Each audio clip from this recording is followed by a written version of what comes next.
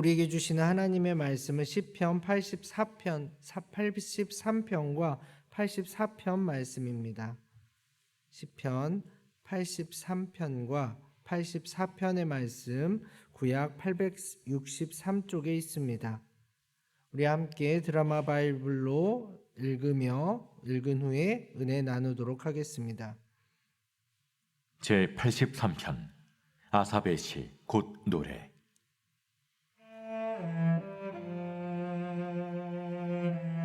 하나님이여 침묵하지 마소서. 하나님이여 잠잠하지 마시고 조용하지 마소서. 무릇 주의 원수들이 떠들며 주를 미워하는 자들이 머리를 들었나이다. 그들이 주의 백성을 치려하여 간계를 꾀하며 주께서 숨기신 자를 치려고 서로 의논하여 말하기를 가서 그들을 멸하여 다시 나라가 되지 못하게 하여 이스라엘의 이름으로 다시는 기업되지 못하게 하자 하나이다.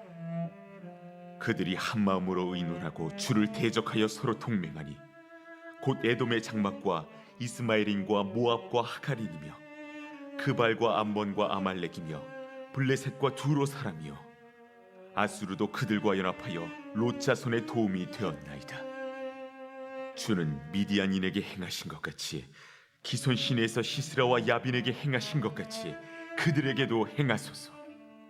그들은 엔돌에서 패망하여 땅의 거름이 되었나이다. 그들의 귀인들이 오렙과 세렙 같게 하시며 그들의 모든 고관들은 세바와 살문나와 같게 하소서. 그들이 말하기를 우리가 하나님의 목장을 우리의 소유로 취하자 하였나이다. 나의 하나님이여, 그들이 굴러가는 검불 같게 하시며 바람에 날리는 지푸라기 같게 하소서. 산림을 사르는 불과 산에 붙는 불길같이 주의 광풍으로 그들을 쫓으시며 주의 폭풍으로 그들을 두렵게 하소서. 여호와여, 그들의 얼굴에 수치가 가득하게 하사 그들이 주의 이름을 찾게 하소서. 그들로 수치를 당하여 영원히 놀라게 하시며 낭패와 멸망을 당하게 하사 여호와라 이름하신 주만 온 세계의 지존자로 알게 하소서.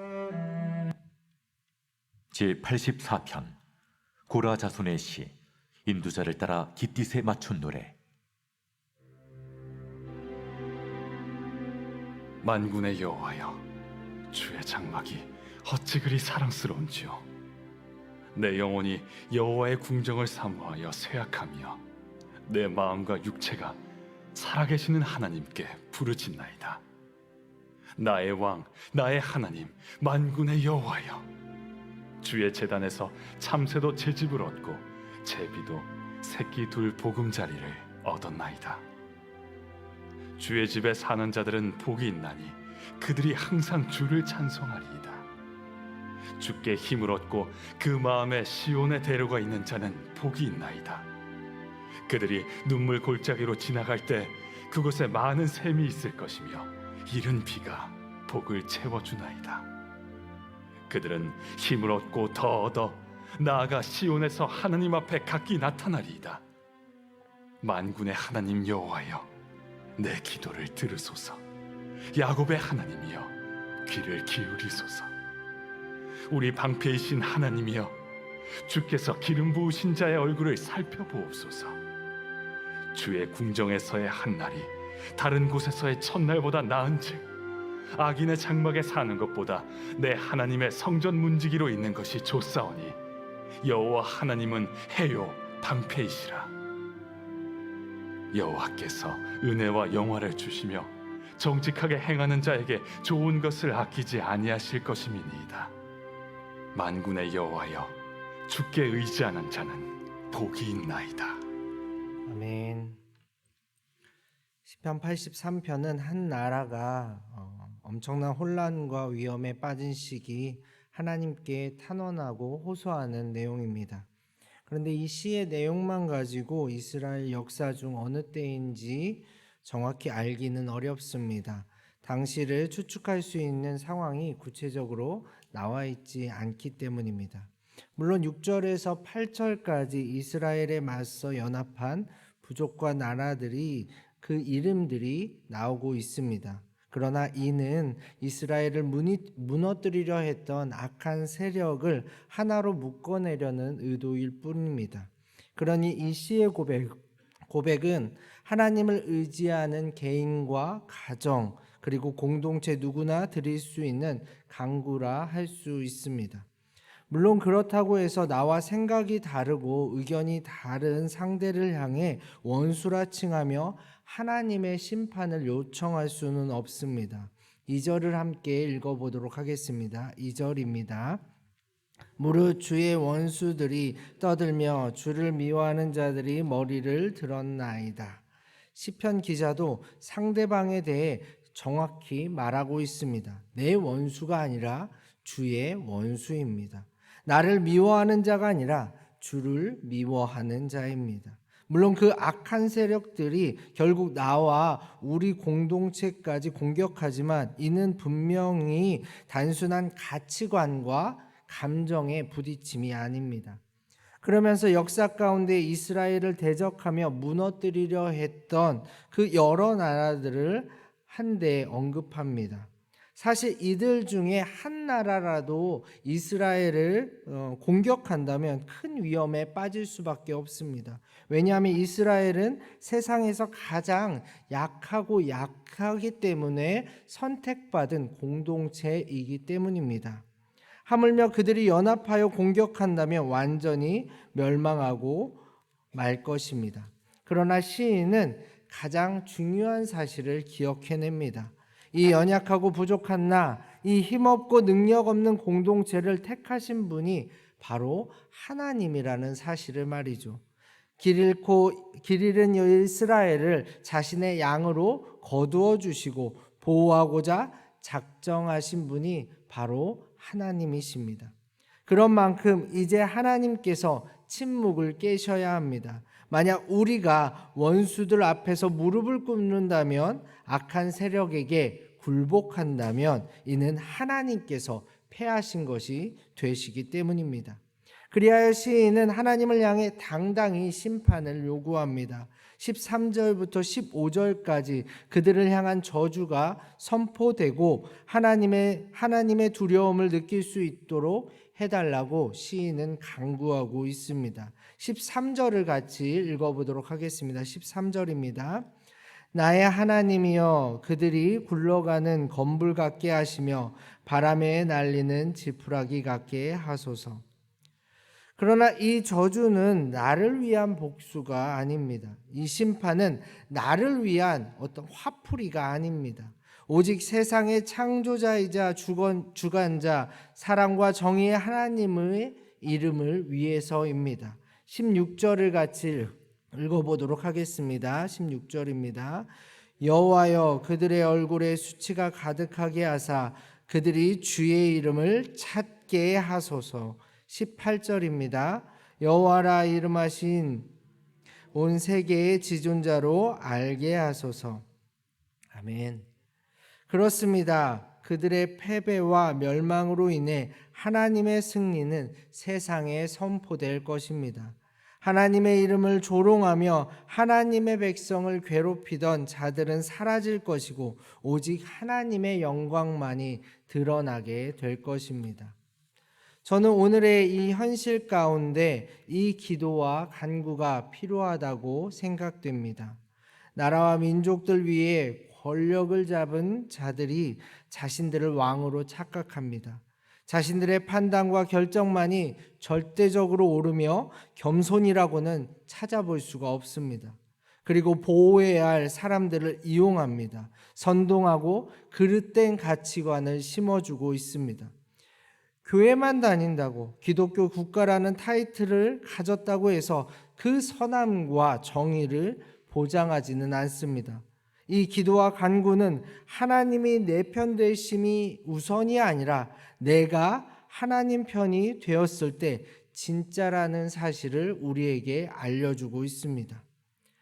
한편 우리가 하나님 편에 섰다고, 또 그리고 진실되이 이 기도를 드렸다고 악한 세상에 대한 그 심판이, 그리고 하나님의 승리가 금방 나타나는 것은 아닙니다.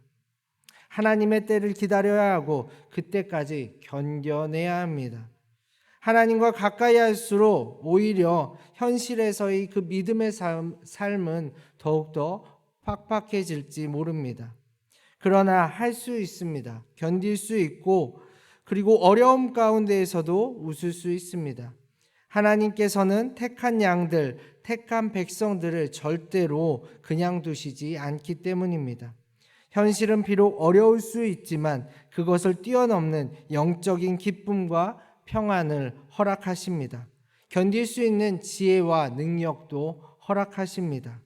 시편 84편은 이 어려운 현실 속에서 그럼에도 불구하고 하나님을 찬송하며 감사로 나아가는 기쁨의 고백이 담겨져 있습니다.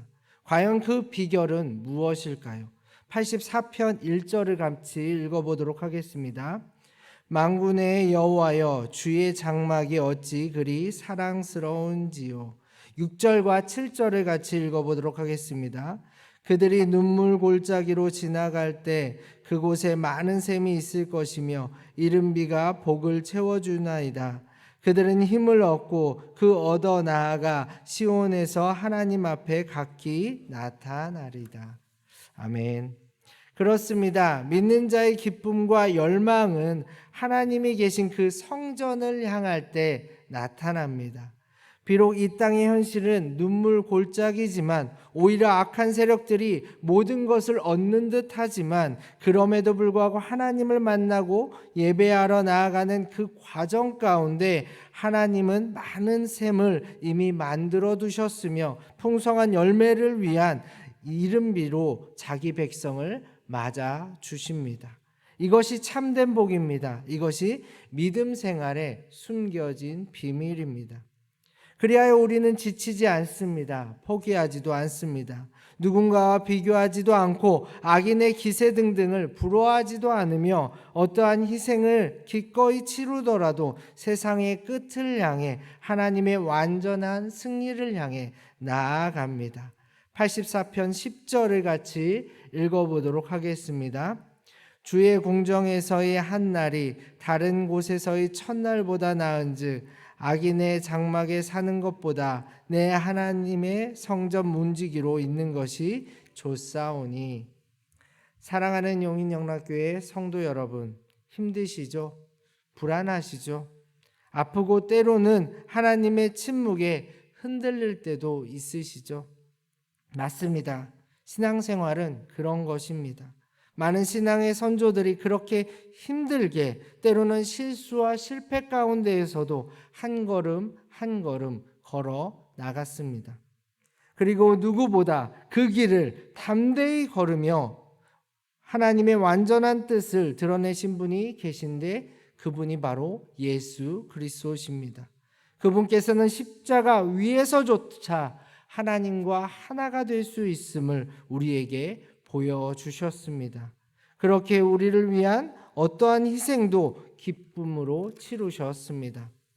이제 여러분에게 달려 있습니다. 이 비밀을 아는 자로서 악한 세상 속에서 하나님의 이름이 땅에 떨어진 세상 속에서 그럼에도 불구하고 하나님의 영광과 그 승리를 꿈꾸셔야 합니다. 눈물 골짜기를 지나더라도 하나님께서 허락하신 은혜의 샘물과 단비를 경험하시고 말씀이 육신이 되신 참된 성전 예수님을 마음에 가득 담아내시며 여러분의 삶을 하나님께서 받으실 만한 예배로 만드셔야 합니다. 하루하루 이 소망을 가지고 믿음의 삶으로 나아가실 때 비록 더딘 것 같지만 세상 속에 하나님의 이름은 점점 커질 것이고 악한 세력은 점점 약해져서 결국 무릎 꿇게 될 것입니다. 하나님의 편에서 이 하나님의 구원 역사에 적극 동참하시며 영적인 기쁨과 평안을 누리시는 가운데 하나님을 찬송하며 기쁨으로 나아가는 한 분 한 분 되시기를 간절히 소망합니다. 함께 기도하겠습니다.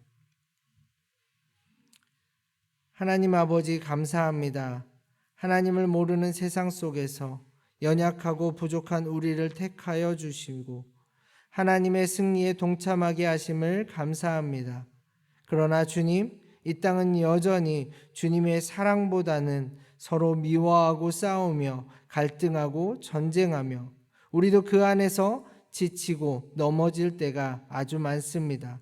그럴 때마다 예수님께서 가신 그 길을 잊지 않게 하시고 우리의 삶을 하나님께서 받으실 만한 예배로 드리게 하옵소서. 주님께서 허락하시는 영적인 기쁨을 가지고 이 세상의 악한 세력에 대항하며 하나님의 정의를 이루며 나아가게 하옵소서. 예수님의 이름으로 기도합니다. 아멘.